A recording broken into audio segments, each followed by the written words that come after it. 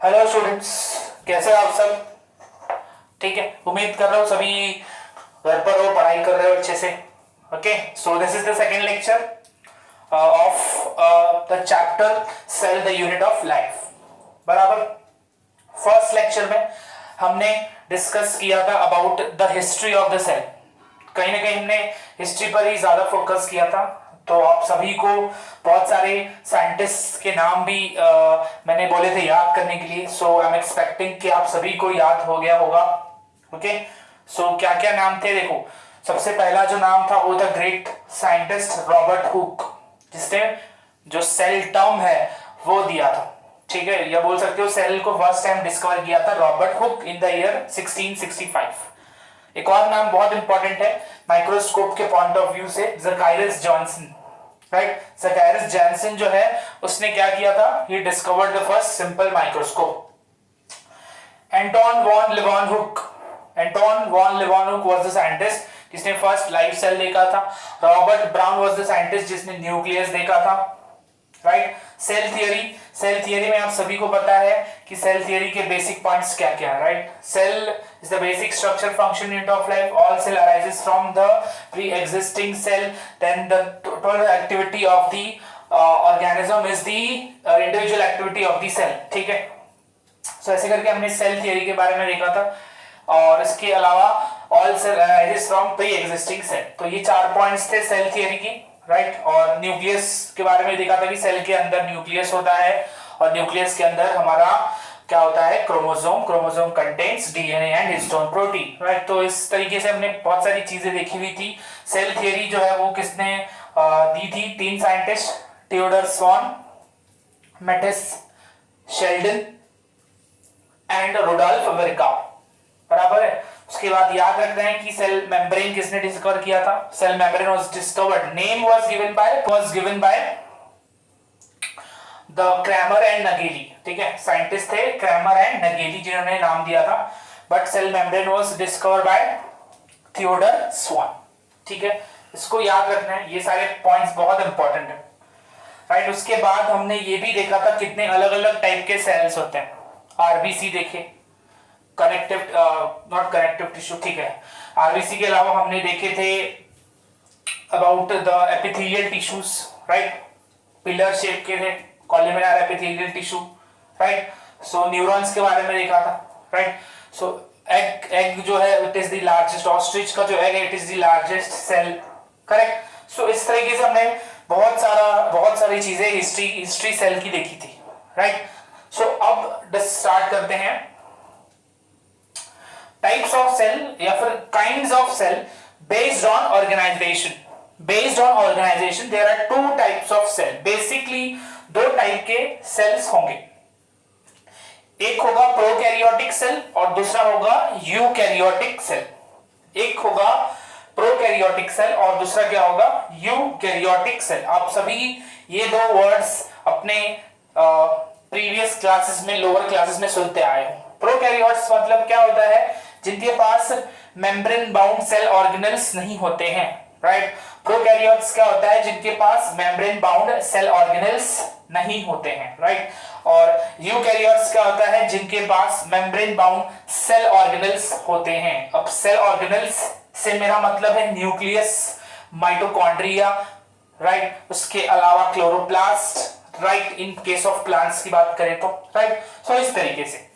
तो अब हम आज जो टॉपिक डिस्कस कर रहे हैं that is prokaryotic cell in detail. ठीक है, पूरा प्रोकैरियोटिक सेल हम खा जाएंगे, मतलब याद कर लेंगे बहुत सिंपल एंड बेसिक फंडामेंटल तरीके से। ठीक है, सो बच्चों देखो यहां पर मैंने एक ब्यूटीफुल सा डायग्राम बनाया हुआ है प्रोकैरियोटिक सेल का।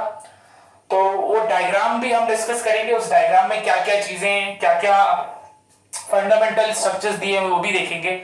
फिलहाल थोड़ा सा प्रोकैरियोटिक सेल जो है उसके इंट्रोडक्शन पर आते हैं। ठीक है, सो प्रोकैरियोटिक सेल जो है, जब भी ये चीज दिमाग में आएगी कि प्रोकैरियोटिक सेल, तो याद रखना है कि prokaryotic cells are represented by bacteria, blue green algae, mycoplasma and PPLO.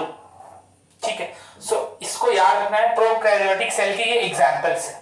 ठीक है, एग्जांपल्स क्या क्या है, bacteria, blue green algae. Blue green algae को एक और नाम है साइनोबैक्टीरिया, इसको याद रखना है बच्चों,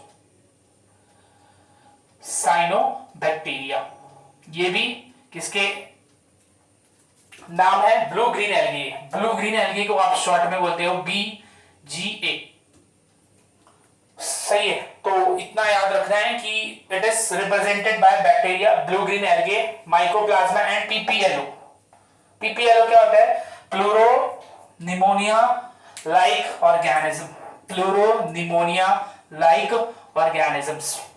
ठीक है, तो इन चारों को किस कैटेगरी में रखा जाएगा? प्रोकैरियोटिक्स। ठीक है, PPLO तो याद हो जाएगा, प्लूरो निमोनिया लाइक ऑर्गेनिज्म। ठीक है, और बैक्टीरिया, ब्लू ग्रीन एल्गी और माइकोप्लाज्मा को कैसे याद रखोगे? BBM, B for bacteria, B for blue green algae, M for mycoplasma. ठीक है, बहुत सिंपल तरीके से याद हो जाएगा, BBM एंड PPLO। ये कुछ लोग हैं, ये कुछ ऑर्गेनिजम्स हैं जो किस कैटेगरी में आएंगे? प्रोकैरियोटिक्स। ठीक है, अब प्रोकैरियोटिक का साइज जो है इन एज कंपेयर टू यूकैरियोट्स जो है बहुत छोटा होगा, राइट। सो याद रखना है कि they are small in size, ठीक है, and multiply rapidly than eukaryotic cells. ठीक है, सो ये बहुत बेसिक लाइन दी हुई है कि प्रोकैरियोटिक सेल जो है that is bacteria, then blue green algae, mycoplasma, pleuropneumonia like organisms, ये सब बहुत छोटे होते हैं और बहुत जल्दी जल्दी मल्टीप्लाई करते हैं एज कंपेयर टू यूकैरियोटिक्स। ठीक है, सो आगे बढ़ते हैं, और आपस में भी बहुत ज्यादा वैरायटी दिखाते हैं in terms of shape and size. इसको भी याद रखना है कि वो यूकैरियोट से तो छोटे ही, बट आपस में भी बहुत साइज में और बोल सकते हो शेप में डिफरेंस दिखाई देता है। ठीक है, सो ये लाइन याद रखनी है, थर्ड लाइन, कि prokaryote very greatly in shape and size. अब देखो बच्चों, प्रोकैरियोट जो है उसके सबसे बड़ा जो उसका मेंबर है वो है बैक्टीरिया। ठीक, सो इसको अच्छे से याद रखना है कि प्रोकैरियोट में जो सबसे बड़ा मेंबर है वो कौन है? बैक्टीरिया। सो थोड़ा सा हम बोल सकते हो बैक्टीरिया के ऊपर ज्यादा फोकस करेंगे।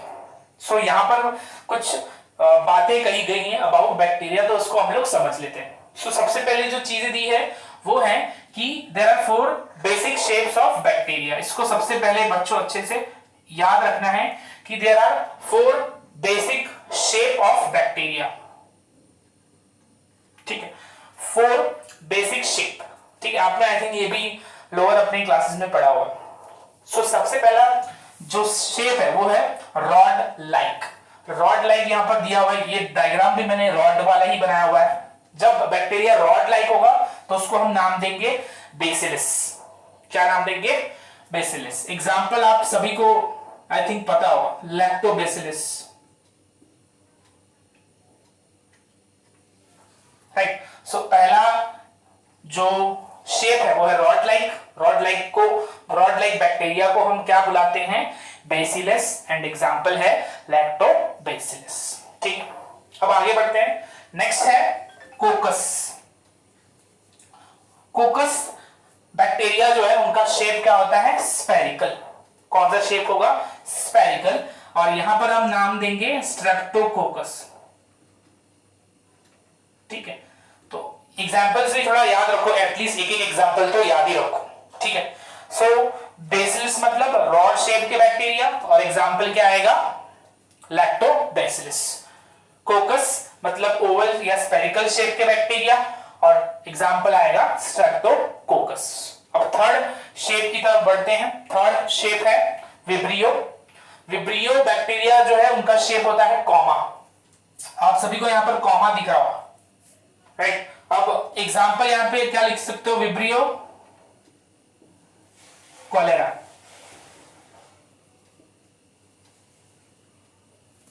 ठीक है, विब्रियो कॉलेरिया। ठीक है, सो इसको याद रखना है। अब आगे स्पिरुलम। स्पिरुलम जो है ये बैक्टीरिया किस शेप के होते हैं? Spiral shape. कौन से शेप के होते हैं? Spiral shape. एग्जांपल हम यहां पे लेंगे कैंपाइलोबैक्टर। ठीक है, सो ये कुछ एग्जाम्पल्स याद रखने हैं along with their shape, ठीक है। सबसे पहले bacillus rod shape, example lactobacillus, coccus spherical shape, streptococcus. Vibrio comma shape, vibrio cholera या फिर कोलेरी, ठीक है। उसके बाद spirillum spiral shape, example campylobacter, ठीक है। सबके शेप बहुत अच्छे से याद रखने, ठीक है। सो ये बेसिक इंफॉर्मेशन याद रखना है, इसको याद रखो। बीबीएम मतलब क्या होगा? Bacteria, blue green algae and mycoplasma, ठीक है। पीपीएलओ मतलब प्लूरो निमोनिया लाइक ऑर्गेनिजम्स।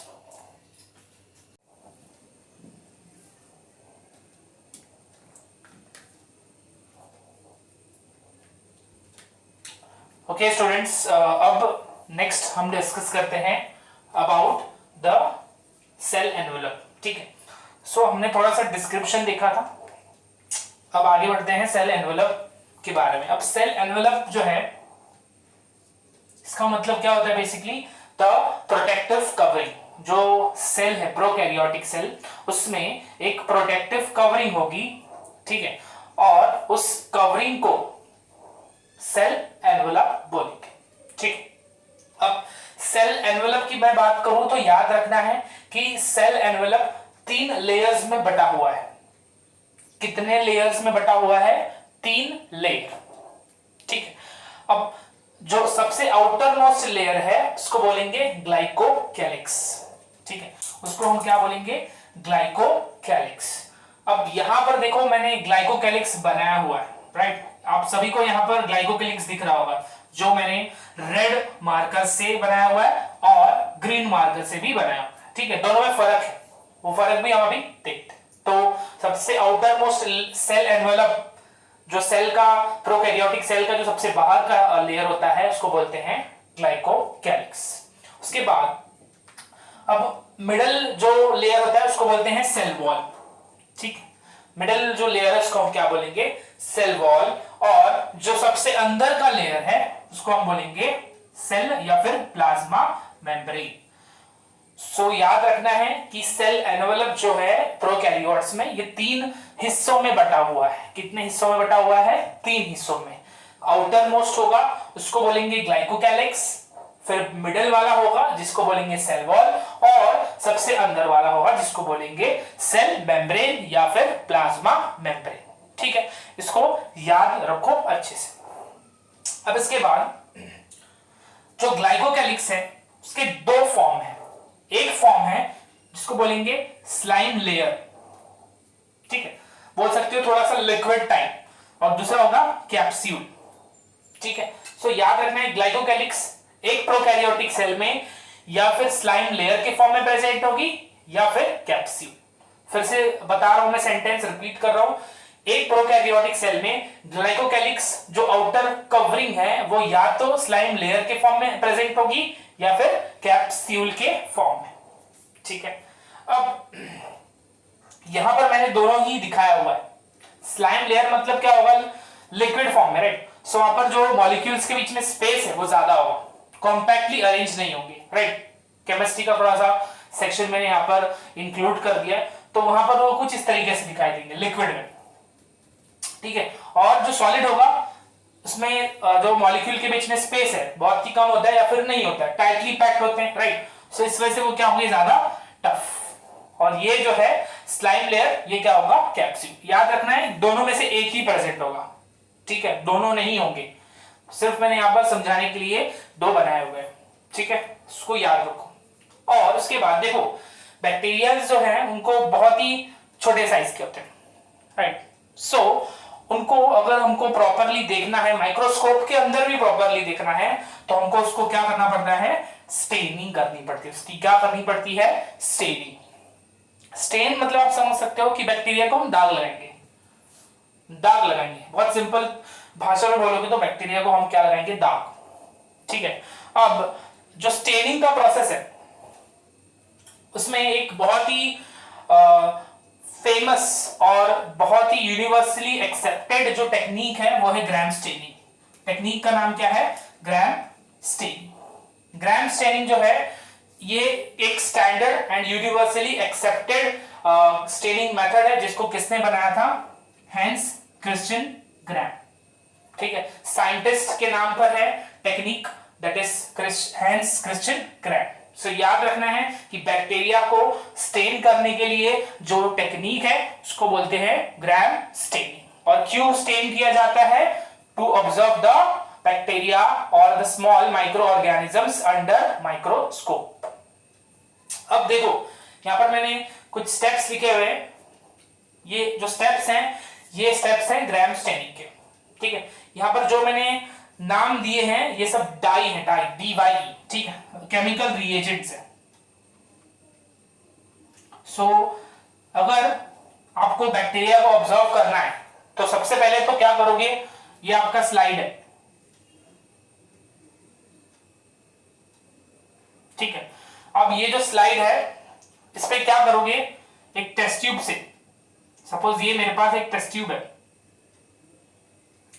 इस टेस्ट ट्यूब में आपका बैक्टीरिया प्रेजेंट है, राइट? सो क्या करोगे? With the help of loop, एक लूप होगा। ठीक है, ये मैंने एक लूप बना दिया है। ये जो लूप है इसकी मदद लेकर आप बैक्टीरिया को क्या करोगे? एक्सट्रैक्ट या फिर अलग करोगे। इस टेस्ट ट्यूब से इसको अलग करोगे और ये जो लूप है उसको इधर ऐसे स्वैप कर दोगे।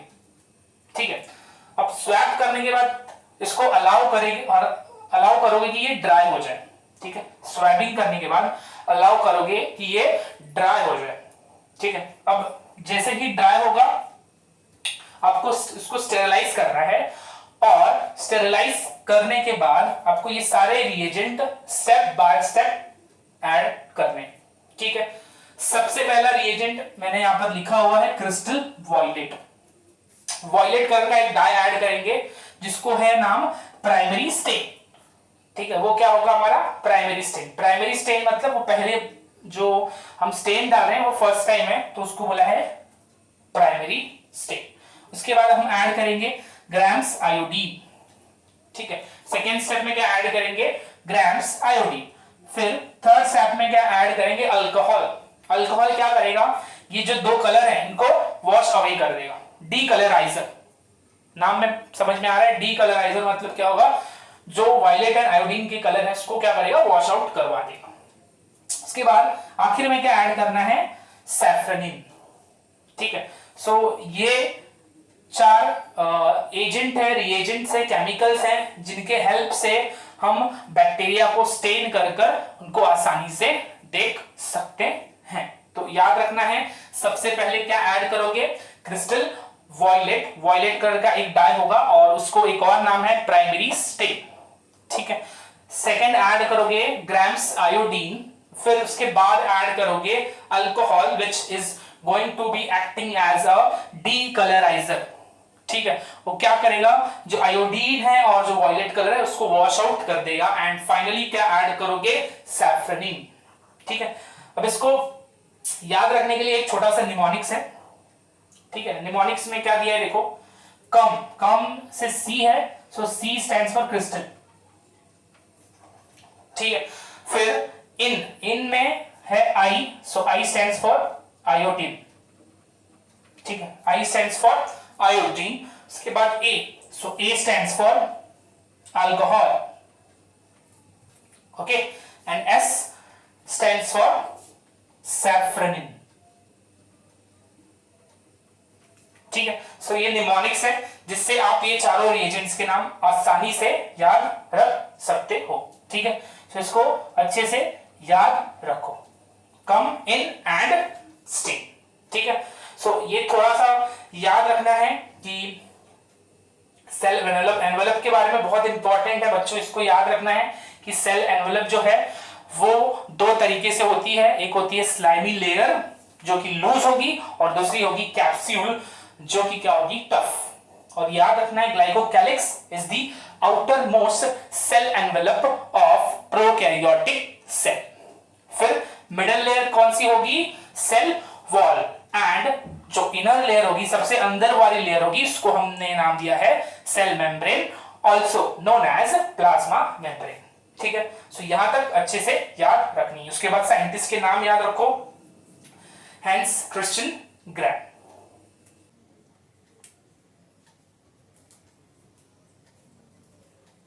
ओके स्टूडेंट्स, अब देखो अभी हमने देखा कि स्टेनिंग प्रोसेस होता है, ग्राम स्टेनिंग, राइट, जिससे हम बैक्टीरिया को माइक्रोस्कोप के अंडर ऑब्जर्व कर सकते हैं, राइट। सो स्टेनिंग करने के बाद बच्चों याद रखना है कि दो तरीके के बैक्टीरिया दिखाई देंगे अंडर माइक्रोस्कोप, ठीक है।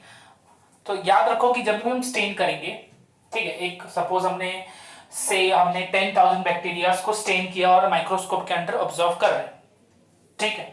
सो जब भी हम स्टेन करने के बाद देखेंगे तो दो तरीके के बैक्टीरिया दिखेंगे, ठीक है। कितने तरीके के? दो तरीके के। सबसे पहला जो बैक्टीरिया दिखेगा उसको बोलेंगे ग्राम पॉजिटिव, प्लस वीई लिखा है मैंने, plus VE, that means gram positive bacteria.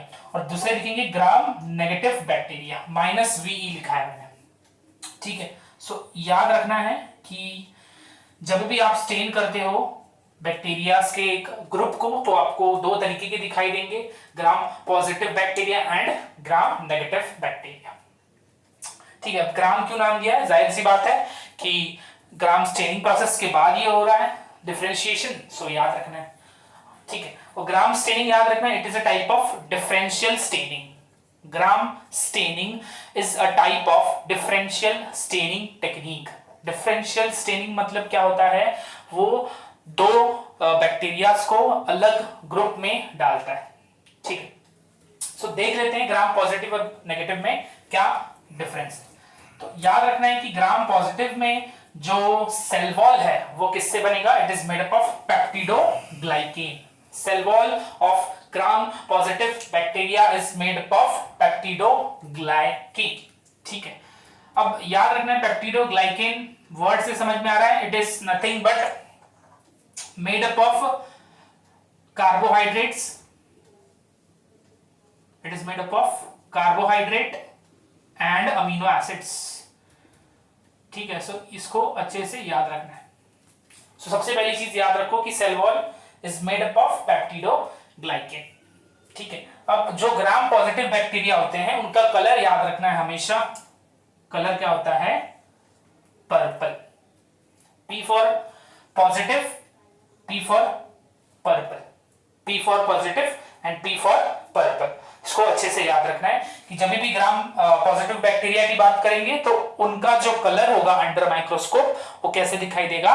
Purple colour, ठीक है। ऐसा क्यों होता है? Because they retain the crystal violet, ठीक है। जैसे ही हम उनको स्टेन करते हैं क्रिस्टल वॉयलेट से, क्रिस्टल वॉयलेट उनके अंदर रह जाता है, ठीक है। ऐसा क्यों होता है? बिकॉज जो पेप्टिडोग्लाइकेन है वो ग्राम पॉजिटिव बैक्टीरिया की जो सेल वॉल है उनका कितना परसेंट हिस्सा होता है? 50 to 60%। याद रखना है क्यों रिटेन करता है? क्योंकि जो पेप्टिडोग्लाइकेन जो है सेल वॉल जो है, सेल वॉल में जो पेप्टिडोग्लाइकेन का मात्रा है, अमाउंट है, वो ज्यादा है 50 to 60%, ठीक है। तो एग्जांपल याद रखो, स्ट्रेप्टोकोकस एक एग्जाम्पल है, बेसिलस एक एग्जाम्पल है, एंटेरोकोकस एक एग्जाम्पल है एंड क्लोस्ट्रिडियम एक एग्जाम्पल है, ठीक है। और भी एग्जाम्पल है, मैंने कुछ एग्जाम्पल्स यहाँ पर लिख दिए हैं, ठीक है। सो ये हो गया अबाउट ग्राम पॉजिटिव बैक्टीरिया। याद रखना है क्लर होता है पर्पल, ठीक है। Cell wall is made up of peptidoglycan, कितना परसेंट होता है peptidoglycan? 50 to 60%। Retains crystal violet, ठीक है, क्लियर है, इसको याद रखना है। And fourth point is example streptococcus, clostridium, enterococcus and bacillus, ठीक है। अब सेम है ग्राम नेगेटिव, उसका अपोजिट है। यहां पर याद रखना है कि cell wall is made up of murine.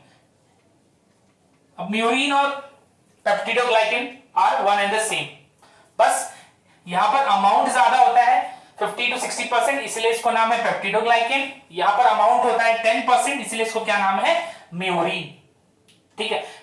ये जो नाम दिए it is based on the concentration और द क्वांटिटी। म्यूरिन तो जिसमें 10%, मॉलिक्यूल सेम होंगे, ठीक है। उनके जो जिस चीज से, जिस मॉलिक्यूल से ये पेप्टिडोग्लाइकेन और म्यूरिन बनते हैं वो सेम होता है, कार्बोहाइड्रेट एंड अमीनो एसिड, ठीक।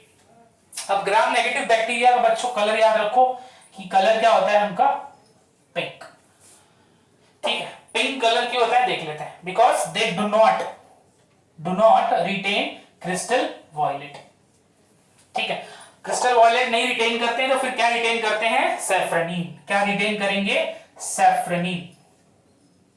राइट, हमने लास्ट में सैफ्रनीन डाला था। राइट, सो ग्राम नेगेटिव बैक्टीरिया में क्या होता है, हम जब क्रिस्टल वॉयलेट डालते हैं, फिर आयोडीन डालते हैं, फिर डी कलराइजर डालते हैं, तो डी कलराइजर क्या करता है, पूरा वॉश अवे कर देगा। जब वॉश अवे कर देगा तो पूरा जो बैक्टीरिया है वो क्या रहेगा, एक कलरलेस दिखेगा। राइट, फिर जब हम सैफ्रनिन ऐड करेंगे तो फिर जो कलरलेस बैक्टीरिया है उसका कलर क्या आ जाएगा, पिंक। बिकॉज सैफ्रनिन का कलर क्या होता है, पिंक। ठीक है, इसको अच्छे से याद रखना है। ठीक है, इन दिस केस यहां पर जब भी हम डी कलराइजर ऐड करेंगे ग्राम पॉजिटिव में तो क्या होगा, उतना ज्यादा अमाउंट में क्रिस्टल वॉयलेट बाहर नहीं जाता है, जिसकी वजह से ग्राम पॉजिटिव बैक्टीरिया का कलर क्या होता है, पर्पल। ठीक है, एग्जांपल याद रखना है, Salmonella, E coli and Pseudomonas. E coli के बारे में आप सभी लोग पूरा 11th पढ़ोगे और 12th पढ़ोगे। ठीक है, आपको हर जगह ई कोलाई बैक्टीरिया के बारे में सुनने को मिलेगा। ठीक है, सो कुछ एग्जांपल्स हैं, इनको याद रखना है। ग्राम नेगेटिव में salmonella, E coli and pseudomonas. Gram positive में streptococcus, then bacillus, enterococcus and clostridium. Gram positive मतलब पर्पल कलर, ग्राम नेगेटिव मतलब पिंक कलर। पिंक कलर क्यों, because crystal violet is not retained but safranin is retained. Purple colour क्यों, because crystal violet is retained. Clear है, so ये important है, इसको अच्छे से याद रखना है। अगेन दोनों में सेल वॉल सेम चीज से बनता है बट क्वांटिटी डिफर करती है। Quantity of peptidoglycan in gram positive bacteria is 50 to 60% and quantity of peptidoglycan in gram negative bacteria is 10%. Hence peptidoglycan in gram negative bacteria is known as murin. ठीक है, यहां पर एकदम clearly mention किया हुआ है murin। ठीक है, सो इसको अच्छे से याद रखना है।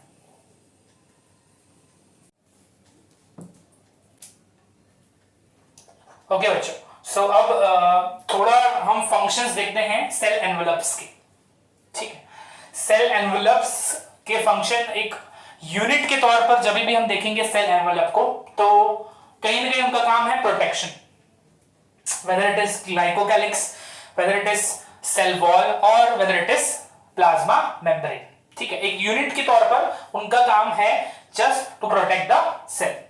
ठीक है, बट कुछ पार्ट जो है जैसे कि 3 लेयर में से 1 या 2 लेयर ऐसे भी हैं जिनका और भी कुछ काम है other than protection of the cell. ठीक है, सो देख लेते हैं। सबसे पहले तो बच्चों सेल वॉल। अब सेल वॉल जो है इट इज परमिएबल। परमिएबल मतलब क्या होता है, परमिट। ठीक है, इसका मतलब क्या, it allow us the entry of the molecules. जब भी एक्सटर्नल एनवायरनमेंट में जो भी मॉलिक्यूल्स हैं, अगर उन मॉलिक्यूल को इन सेल के अंदर आना है, सपोज यहां पर एक ग्लूकोज का मॉलिक्यूल है। ठीक है, तो ये ग्लूकोज के मॉलिक्यूल को अगर सेल के अंदर आना है तो सबसे पहले उसको किससे होकर गुजरना पड़ेगा, सेल एनवेलप से होकर गुजरना पड़ेगा। राइट, तीनों लेयर से होकर गुजरना पड़ेगा। राइट, सो जो ग्लाइकोकैलिक्स है उससे तो वो आसानी से अंदर आ जाएगा। ठीक है, और जो सेल वॉल है उससे भी वो आसानी से अंदर आ जाएगा। तो परमिएबल का मतलब क्या होता है, जो कि परमिट करता है, परमिशन देता है अंदर आने की। ठीक है, सो सेल वॉल इज परमिएबल का मतलब क्या, सभी मॉलिक्यूल्स को सेल वॉल के अंदर आने की इजाजत है। सेल वॉल के अंदर मतलब इधर आएगा वो, इस कहीं पर, यहां पर, इस जगह पे। ठीक, सेल के अंदर अभी तक पहुंचा नहीं है, साइटोप्लाज्म में पहुंचा नहीं है, सेल वॉल को उसने क्रॉस किया।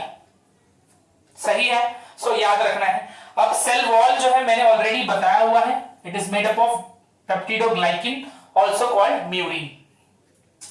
अब it maintains the shape of cell. अगला काम क्या है सेल वॉल का, वो एक सेल को एक प्रॉपर शेप में रखता है।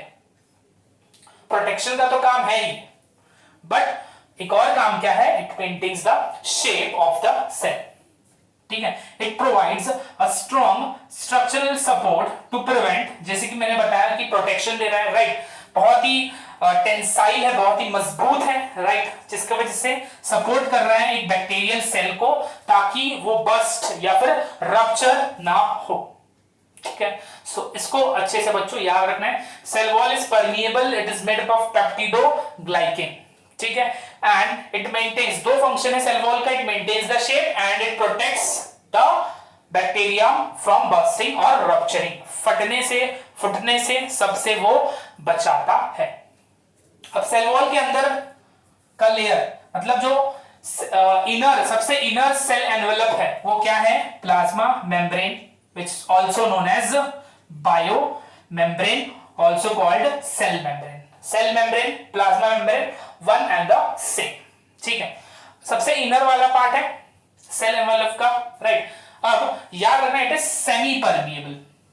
सेमी परमिएबल मतलब वो कुछ सब्सटेंस को ही अंदर जाने की इजाजत देगा। ठीक है, मतलब अभी सपोज यहां पर मेरे पास यहां पर कुछ मॉलिक्यूल्स ग्लूकोज के, ठीक है, ये सपोज मैंने ब्लू से जो इंडिकेट किया है वो ग्लूकोज के मॉलिक्यूल है। ठीक है, फिर मैं अमीनो एसिड, ये हाइपोथेटिकल एग्जांपल ले रहा हूं, अमीनो एसिड, ठीक है, अमीनो एसिड भी अब सेल वॉल को क्रॉस करके आ चुके हैं अंदर। ठीक है, सो यहां पर मैंने ये ग्लूकोज के मॉलिक्यूल बनाए, यहां पर मैंने अमीनो एसिड के मॉलिक्यूल बनाए। तो अब ये जो सेल मेम्ब्रेन है यही डिसाइड करेगा कि कौन सा मॉलिक्यूल अंदर जाएगा, ग्लूकोज मॉलिक्यूल अंदर जाएंगे या फिर अमीनो एसिड के मॉलिक्यूल अंदर जाएंगे, और क्वांटिटी भी डिसाइड करेगा कि ग्लूकोज के कितने मॉलिक्यूल्स अंदर जाएंगे और अमीनो एसिड के कितने मॉलिक्यूल्स अंदर जाएंगे। सो याद रखना है, क्वांटिटी क्वालिटी दोनों ही तरीके से ये चेक करता है कि कौन सी चीज सेल के लिए जरूरी है, जरूरत है, उसी को अंदर साइटोप्लाज्म में जाने देगा, और जिस चीज की जरूरत नहीं है या फिर ऐसी चीज जो सेल के लिए हार्मफुल है उनको अंदर जाने की इजाजत बिल्कुल नहीं देगा। कौन? Cell membrane. ठीक है, सो इसको बहुत अच्छे से कॉन्सेप्ट समझो कि व्हाट इज सेमी परमिएबल।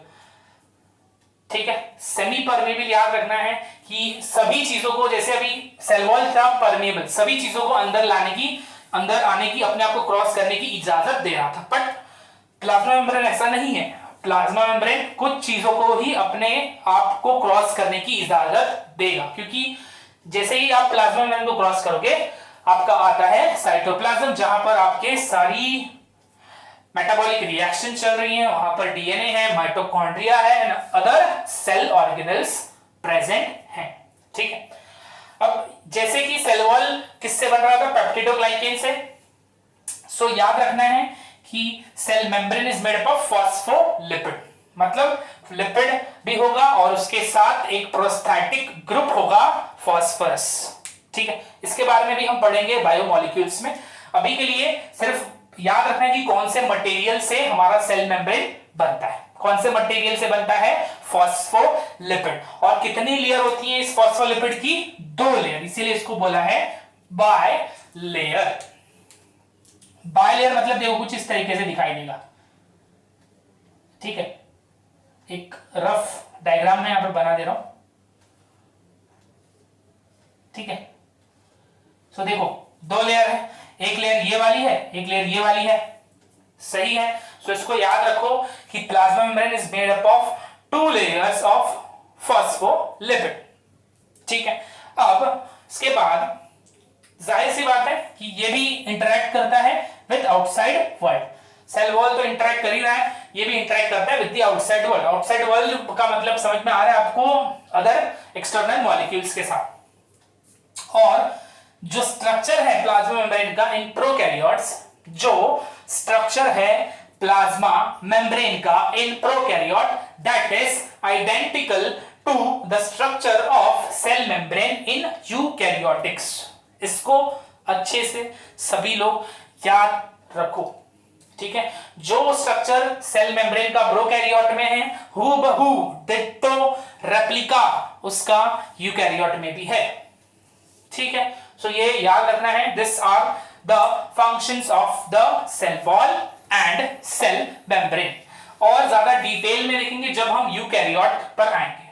अभी हम प्रोकैरियोट की बात कर रहे हैं, तो प्रोकैरियोट में याद रखना है सेल वॉल किससे बनता है, पेप्टिडोग्लाइकेन, सेल मेम्ब्रेन किससे बनता है, फॉस्फोलिपिड, ठीक है, और सेल मेम्ब्रेन प्रोकैरियोट में फॉस्फोलिपिड से बन रहा है, इसका मतलब सेल मेम्ब्रेन यूकैरियोट में भी किससे बनता है, फॉस्फोलिपिड, इसलिए यहां पर दिया है structure is similar to eukaryotic cell membrane, ठीक है। सो इसको बहुत अच्छे से इसके मटेरियल्स को याद रखना है, बहुत इंपॉर्टेंट है, मटेरियल्स के नाम एमसीक्यूज में आ जाते हैं, ठीक है।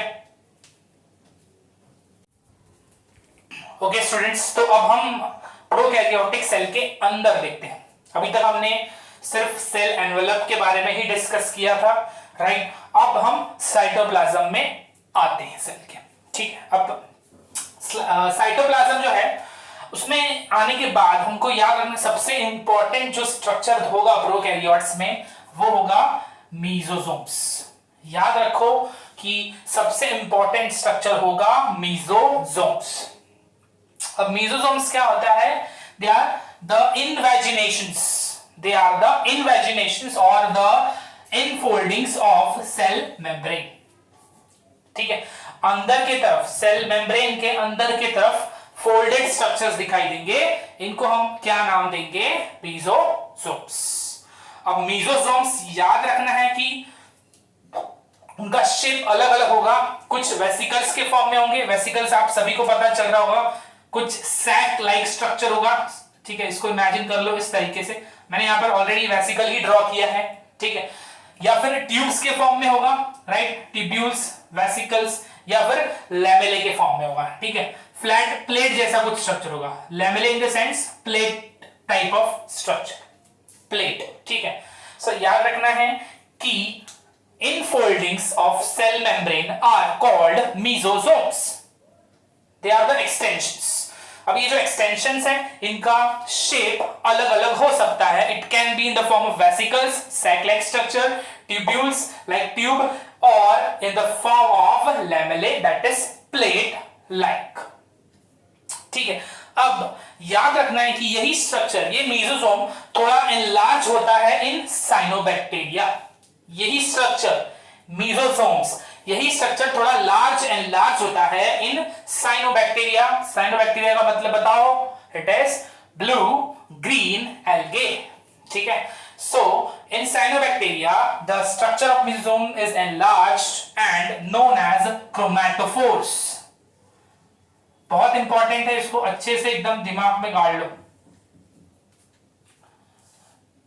बैक्टीरिया में इनफोल्डिंग्स को क्या बोलेंगे, मीजोसोम्स। साइनोबैक्टीरिया में इनफोल्डिंग्स को क्या बोलेंगे, क्रोमैटोफोर्स, ठीक है। अब फंक्शन, मीजोसोम का फंक्शन क्या है, ठीक है। देखो यहां पर बहुत सारे फंक्शंस को एनलिस्ट किया हुआ है, फंक्शंस ऑफ मीजोसोम्स। अब सबसे पहला फंक्शन है, it helps in cell wall formation, ठीक है, जाहिर सी बात है सेल वॉल फॉर्मेशन में हेल्प करेगा। इसके अलावा डीएनए रेप्लिकेशन भी कहां होता है, नियर टू मीजोसोम, ठीक है। मीजोसोम के आसपास ही कुछ एंजाइम्स अटैच्ड हैं, मीजोसोम्स के ऊपर ही कुछ एंजाइम्स अटैच्ड हैं जो कि प्रोकैरियोटिक सेल के रेप्लिकेशन में हेल्प करते हैं, ठीक है। एंड इसके अलावा it also helps in distribution of daughter cells, ठीक है, कि डॉटर सेल किस तरीके से डिस्ट्रीब्यूट होंगे, किस तरीके से इक्वली डिस्ट्रीब्यूट होंगे, इस टाइप के फंक्शंस को भी कौन परफॉर्म करता है, मीजोसोम्स। इसके अलावा जैसे कि मैंने बताया है कि इसके पास एंजाइम्स प्रेजेंट हैं सेल रेप्लिकेशन के लिए या फिर डीएनए रेप्लिकेशन के लिए, ठीक है। देखो डिस्ट्रीब्यूशन ऑफ डॉटर सेल मतलब यहां पर हम किसकी बात कर रहे हैं, सेल डिवीजन, ठीक है, इसको याद रखना। डिस्ट्रीब्यूशन ऑफ डॉटर सेल का मतलब सेल डिवीजन में भी हेल्प करता है मीजोसोम और डीएनए रेप्लिकेशन में भी हेल्प करता है मीजोसोम्स। इसके अलावा ये एक और जगह हेल्प करता है, रेस्पिरेशन। रेस्पिरेशन यहां पर इसका मतलब ये नहीं है ब्रीदिंग, सांस लेना नहीं, रेस्पिरेशन का मतलब है formation of ATP. ATP formation में भी बहुत बड़ा रोल होता है मीजोसोम्स का। अगेन याद रखना है बच्चों, मीजोसोम्स पर क्या अटैच्ड है, very important enzymes, very important enzymes. So it helps in respiration. What is respiration? Formation of ATP. ठीक है. अब इसके अलावा it increases surface area of plasma membrane. जाहिर सी बात है, देखो यहां पर क्या हो रहा है, ये जो सेल मेम्ब्रेन या प्लाज्मा मेम्ब्रेन है वो फोल्ड हो रहा है, राइट. उसका स्ट्रक्चर जो है वो थोड़ा क्या हो रहा है, कंजेस्टेड हो रहा है, छोटा हो रहा है, जिसकी वजह से क्या हो सकता है, सरफेस एरिया बढ़ जाएगा, राइट. थोड़ा सा फिजिक्स अप्लाई करो. तो इतना याद रखना है about the mesosomes which is present in bacteria.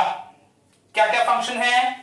सबसे पहले याद रखना है DNA replication, cell division, formation of wall, respiration and increases the surface area of plasma membrane. ये हो गया बैक्टीरियाज में मेसोसोम्स का फंक्शन. अब cyanobacteria that is blue green algae में इन मेसोसोम्स को एक नाम है क्रोमैटोफोर्स. ठीक है. क्रोमा का मतलब होता है कलर, राइट.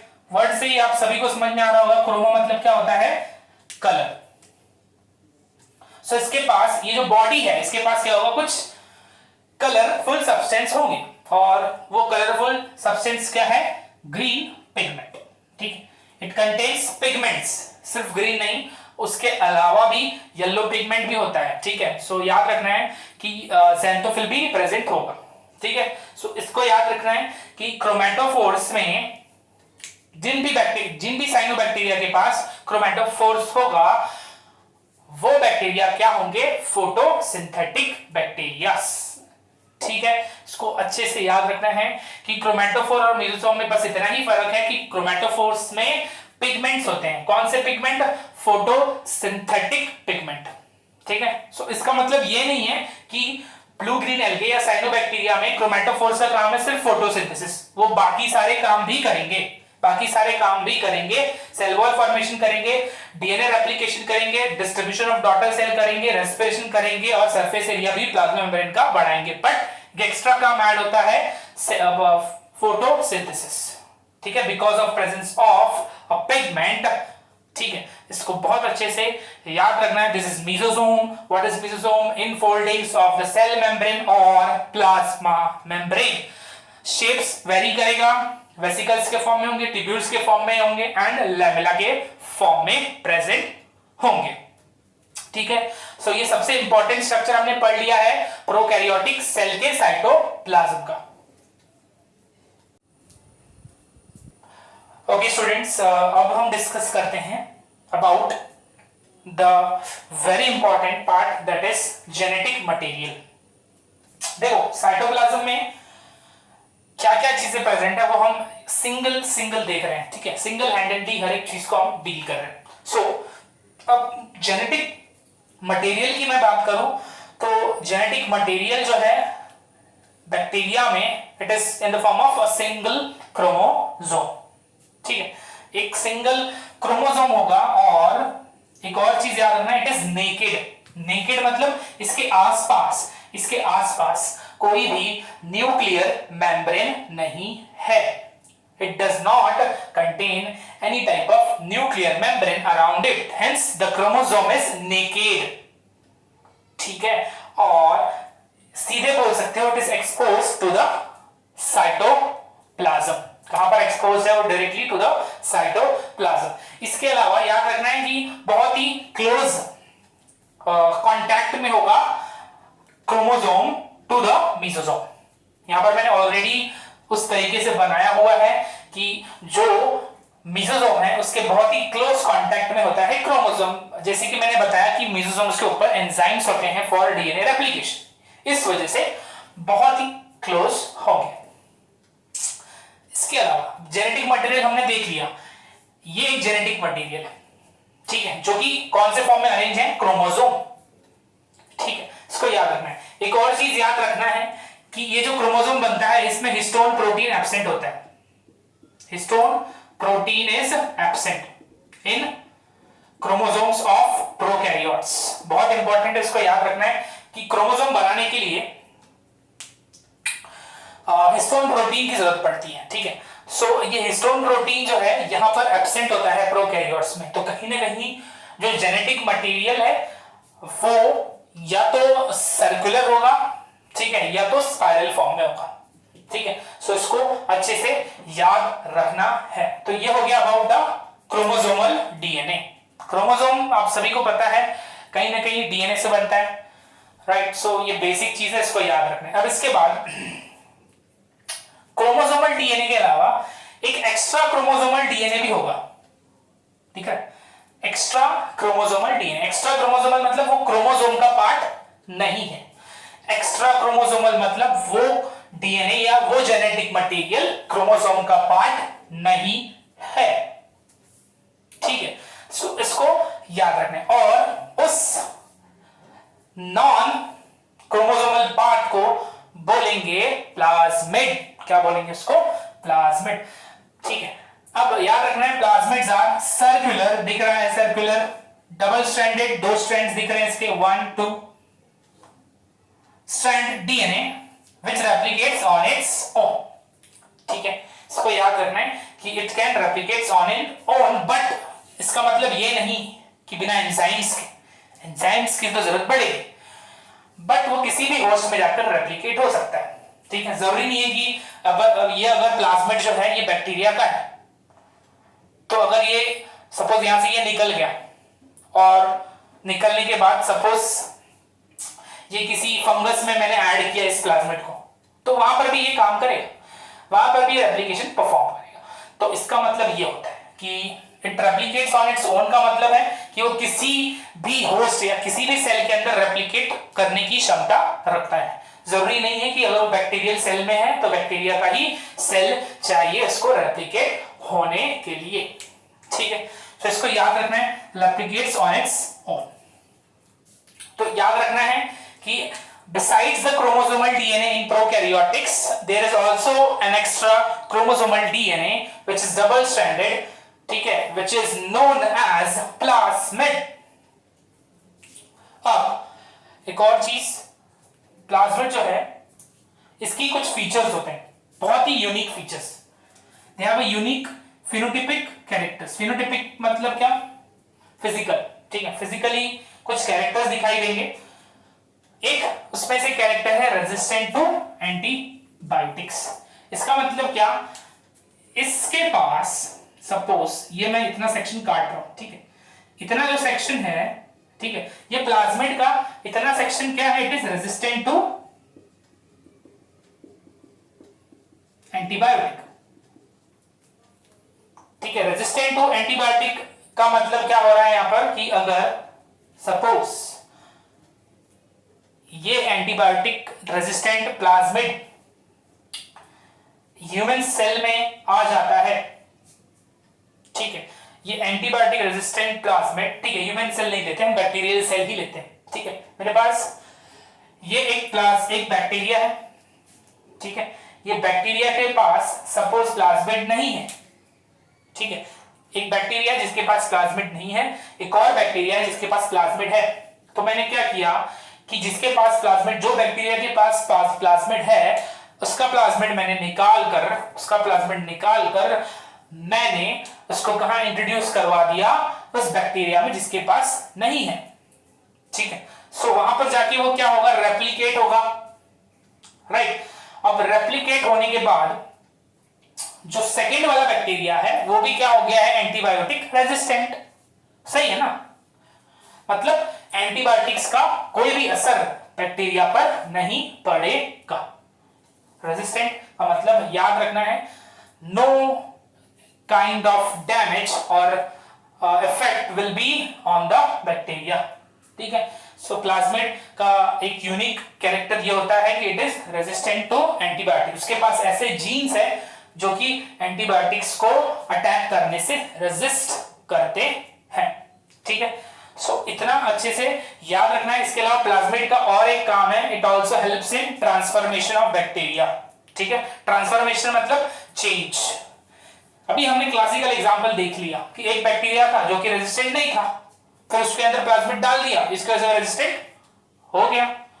तो यहां पर वो बैक्टीरिया में क्या हुआ है? ट्रांसफॉर्मेशन हुआ है, कुछ चेंज हुआ है। पहले रेजिस्टेंट नहीं था, रेजिस्टेंट हो गया, ठीक है।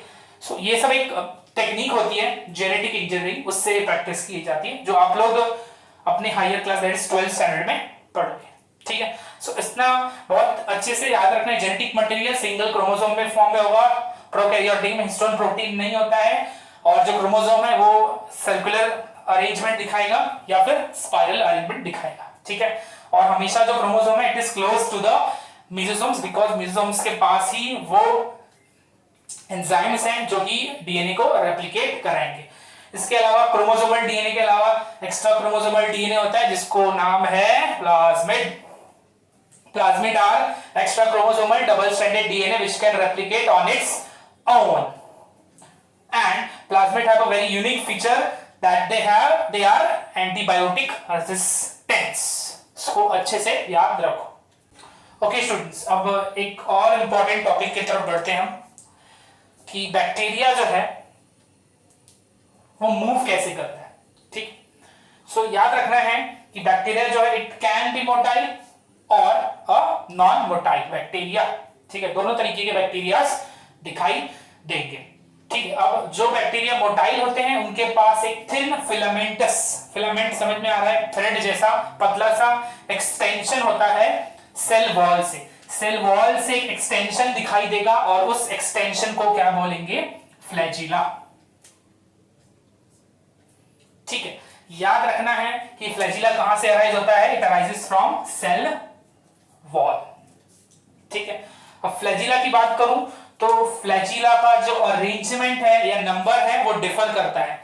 Number and arrangement of flagella differ from bacteria to bacteria. किसी किसी में यहां से दो फ्लैजिला निकलेंगे, किसी किसी में एक एंटीरियर रीजन से निकलेगा, दो लैटरल रीजन से निकलेंगे, ठीक है। सो अरेंजमेंट डिफर करता है, किसी किसी में यहीं से मतलब एंटीरियर रीजन से ही दो फ्लैजिला तीन फ्लैजिला निकल जाएंगे, राइट। सो याद रखना है कि बैक्टीरिया का जो नंबर है और जो अरेंजमेंट है it differs from bacteria to bacteria, ठीक है।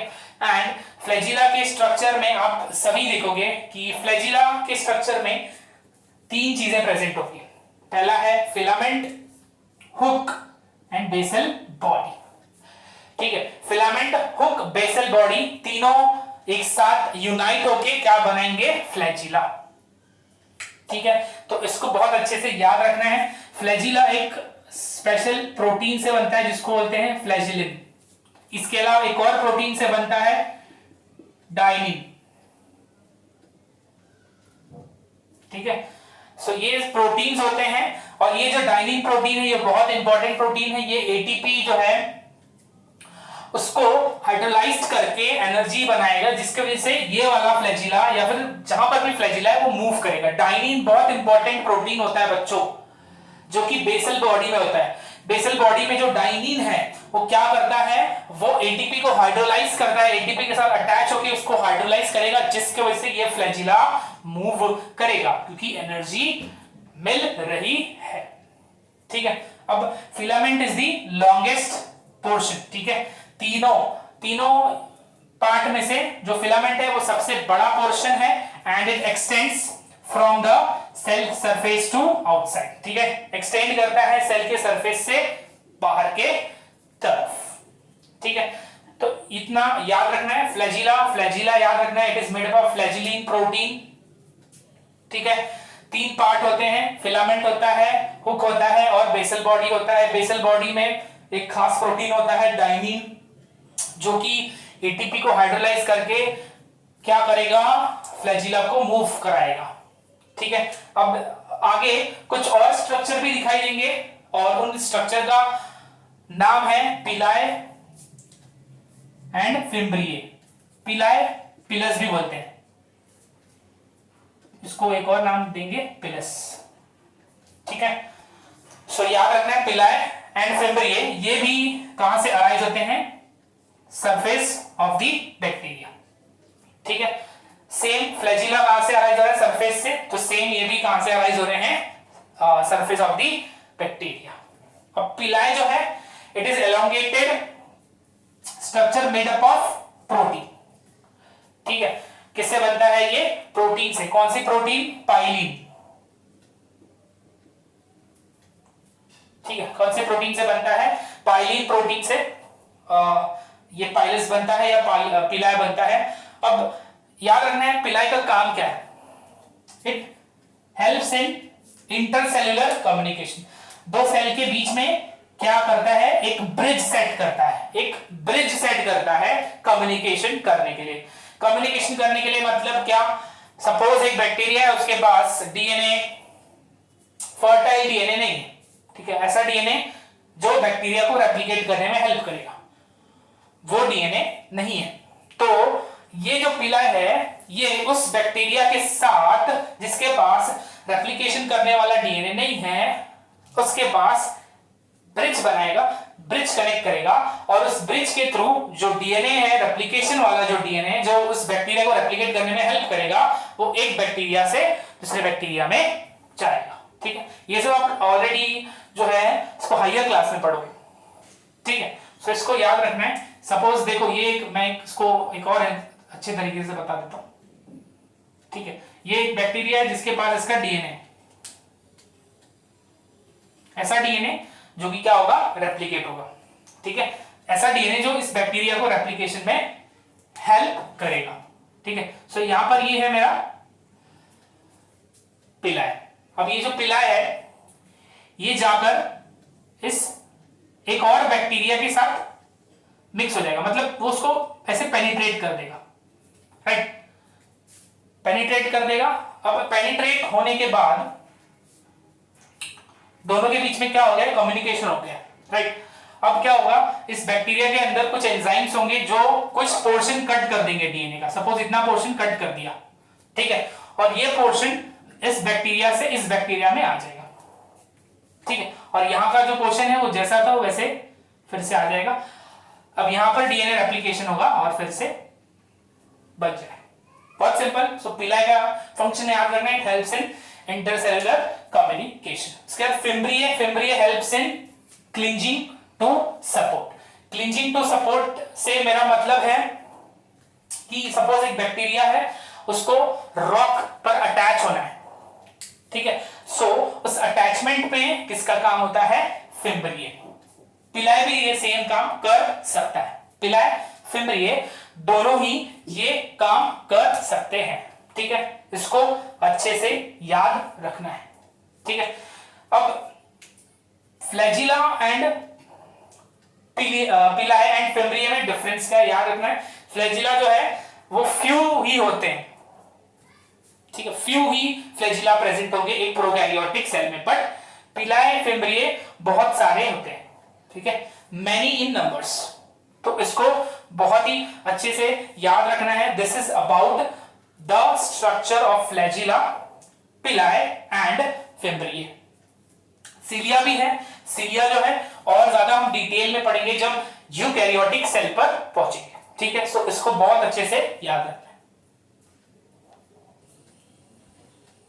ओके स्टूडेंट्स, सो प्रोकैरियोटिक का जो लास्ट पार्ट है अब वो हम डिस्कस कर लेते हैं, that is about the ribosomes and inclusion bodies. Ribosomes याद रखो, it is the non membranous structure present in prokaryotes. मैंने ये बताया था शुरुआत के ही लेक्चर्स में कि राइबोसोम दोनों में होगा, प्रोकैरियोट में और यूकैरियोट में, because ribosomes are non membranous structures, membrane नहीं होता है। ठीक है, अब राइबोसोम्स का काम आप सभी को पता है, it helps in protein synthesis in the cytoplasm. ठीक है, वो प्रोटीन सिंथेसिस में हेल्प करते हैं। अब राइबोसोम्स के साइज में बहुत फर्क होता है। नियरली प्रोकैरियोट का साइज, प्रोकैरियोट का राइबोसोम का साइज होता है 15 नैनोमीटर्स टू 20 नैनोमीटर्स। साइज क्या होता है, 15 टू 20 नैनोमीटर्स। अब प्रोकैरियोट राइबोसोम्स किससे बनते हैं, 50s सब यूनिट एंड 30s सब यूनिट, जिससे मिलता है 70s। 50 प्लस 30 80 होता है, बट ये 70s है बिकॉज जो 10 है, जो वो पोर्शन है वो क्या है, इट इज सेडिमेंटेटेड। ठीक है, वो अंदर घुल चुका है, मिल चुका है ड्यूरिंग द सेंट्रीफ्यूगेशन। ठीक है, सो प्रोकैरियोट में कौन सा राइबोसोम होता है, 70s। यूकैरियोट में 80s होता है। 80s stands for Svedberg unit of sedimentation rate. Sedimentation rate जो है उसको हम मेजर करते हैं इन स्वेडबर्ग यूनिट्स। सो यहां पर S स्टैंड्स फॉर स्वेडबर्ग। ठीक है, फिर से बता रहा हूं, 50s 30s 80 होता है, बट यहां पर 70 लिया जाता है बिकॉज वो ओवरलैप होते हैं। ठीक है, ऐसे ओवरलैप होते हैं। सपोज सब यूनिट है, ठीक है, ये 30s है, ये 50s है, ठीक है। सो दोनों ऐसे ओवरलैप हो जाते हैं, जिसको ऐसे 80 नहीं बोलेंगे, क्या बोलेंगे 70, बिकॉज कुछ हिस्सा क्या हो चुका है, ओवरलैप, ठीक है। एक खास बात याद रखना है कि जब भी प्रोटीन सिंथेसिस होगा तभी ये एक साथ आएंगे और 70s बनाएंगे। जब भी प्रोटीन सिंथेसिस होना है कोई भी सेल में तभी ये राइबोसोम्स एक साथ आते हैं और 70s बनाएंगे प्रोकैरियोट में, 80s बनाएंगे यूकैरियोट्स में। बट हमेशा जब भी प्रोटीन सिंथेसिस नहीं होना है तो ये अलग अलग ही रहते हैं, राइट। तो यहां पर मैं सपोज इमेजिन कर सकता हूं 50s हो गया, कुछ 70s हो गया, ठीक है। सो इसको याद रखना है कि कुछ 50s होंगे, ठीक है, और कुछ 30s करके पूरे साइटोप्लाज्म में अरेंज होंगे। हमेशा याद रखना है 70s या 80s कब होगा, जब भी सेल को प्रोटीन बनाना है। इसको अच्छे से क्लियर रखना है, स्वेडबर्ग कोएफिशिएंट या स्वेडबर्ग यूनिट याद रखना है, ठीक है। अब याद रखना है कि जब बहुत सारे राइबोसोम्स एक सिंगल एमआरएनए को, when several ribosomes are attached to a single mRNA, that condition is called polyribosomes और पॉलीसोम्स, राइट ना। पॉली मतलब क्या होता है, many ribosomes when are arranged to the single mRNA, the term is polyribosomes or polysomes। इसको बहुत ही एकदम clear कर रखो, ठीक है। इसमें भी क्वेश्चन आ सकता है कि when many ribosomes are attached to a single mRNA, what it is called? So आपका आंसर होना चाहिए पॉलीराइबोसोम्स और पॉलीसोम्स, ठीक है, इतना याद रखना। अब लास्ट पार्ट में आते हैं, ये हो गया अपना राइबोसोम, ठीक है, बहुत बेसिक चीजें हैं, इसको अच्छे से याद रखना है। अब लास्ट जो पार्ट है वो है इंक्लूजन बॉडीज। इंक्लूजन बॉडीज क्या होता है, they are reserved material in prokaryote cells, ठीक है, and they are stored in cytoplasm, ठीक है। सो यहां पर खाना पीना रखा हुआ है ऐसे ग्रेन्यूल्स, तो ये इसको हम बोलेंगे इंक्लूजन बॉडीज, बहुत सिंपल है। तो जब बहुत सारा खाना पीना एक साथ रखा होगा उसको हम बोलेंगे inclusion body. And inclusion body are also non membranous, इसको अच्छे से याद रखना है, inclusion bodies are also non membranous. बस वो क्या है, एक जगह पर साइटोप्लाज्म में इकट्ठे रखे हुए। तो reserve material in prokaryote cell are stored in cytoplasm in the form of inclusion bodies. इसको एकदम क्लियर याद रखो, ठीक है। दे लाई फ्री इन साइटोप्लाज्म, मैंने जैसे बोला कि आसपास कोई भी उनके मेम्ब्रेन नहीं है, they are not bounded by a membrane, घिरे हुए नहीं है मेम्ब्रेन से। एग्जांपल है फॉस्फेट ग्रैन्यूल्स, ग्रैन्यूल समझ में आ रहा है आपको, अनाज दाना ये सब।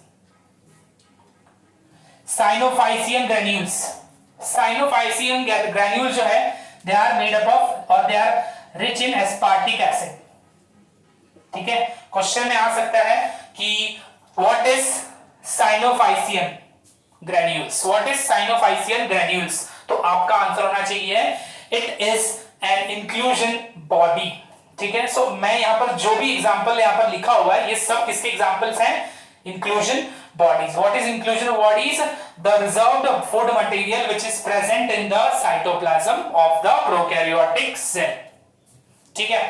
So दो granules देखे, that is दो inclusion bodies देखे, phosphate, साइनोफाइसियन, उसके अलावा glycogen granules.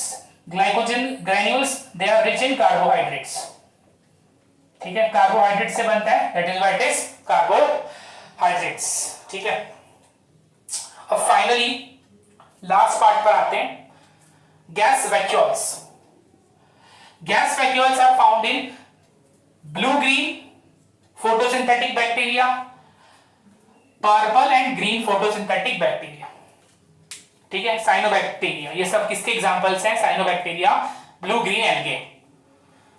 Blue green photosynthetic bacteria, purple photosynthetic bacteria, green photosynthetic bacteria, ये तीनों किसके एग्जांपल हैं, साइनोबैक्टीरिया, ब्लू ग्रीन एल्गे। इनमें क्या होता है, गैस वैक्यूल्स। वैक्यूल्स क्या करता है, स्टोर करता है। वैक्यूल्स का काम क्या होता है, वो कोई भी चीज को क्या करेगा, स्टोर करके रखेगा। तो याद रखना है कि यहां पर इन फोटोसिंथेटिक बैक्टीरियाज में या फिर ब्लू ग्रीन एल्गे में वैक्यूल्स प्रेजेंट होंगे जो क्या स्टोर करेंगे, गैस। जब गैस स्टोर होगा तो वैक्यूल्स का साइज बढ़ेगा, राइट, और जो सेल की बुयांसी है, ठीक है, जो सेल की बुयांसी है वो भी बढ़ेगी, ठीक है, जिसके वजह से जो बैक्टीरिया है it can float at any depth. फिर से बता रहा हूं, गैस वैक्यूल में गैस स्टोर है, जिसके वजह से गैस वैक्यूल्स का साइज बढ़ेगा, ठीक है, जिसके वजह से जो सेल है उसकी बुयांसी बढ़ेगी, उसकी टेंडेंसी बढ़ेगी to float on any kind of depth of the water, ठीक है। इसको बहुत अच्छे से समझो, ठीक है, इसको बहुत अच्छे से समझो। So this is in detail about prokaryotics. Prokaryotic cell के बारे में इतना ही आपको याद होना चाहिए, इतना ही आपको मेमोराइज करना है, ठीक है। So this is about ribosomes and inclusion body. So यहां पर हम अपना प्रोकैरियोटिक सेल जो है उसका पार्ट कंक्लूड करते हैं, ठीक है। सो कोई भी डाउट हो आप मुझे कांटेक्ट कर सकते हैं, राइट। अब मैं अपना लिंक एंड ईमेल आईडी हमेशा टेलीग्राम के ईमेल आईडी एंड टेलीग्राम का जो लिंक है वो मैं हमेशा अपने डिस्क्रिप्शन बॉक्स में शेयर करता हूं, ठीक है। सो जो भी डाउट होगा आप मुझे कमेंट कर सकते हैं, मुझे टेलीग्राम पर लिख सकते हैं and you can write it me on my email ID. Okay, thank you so much.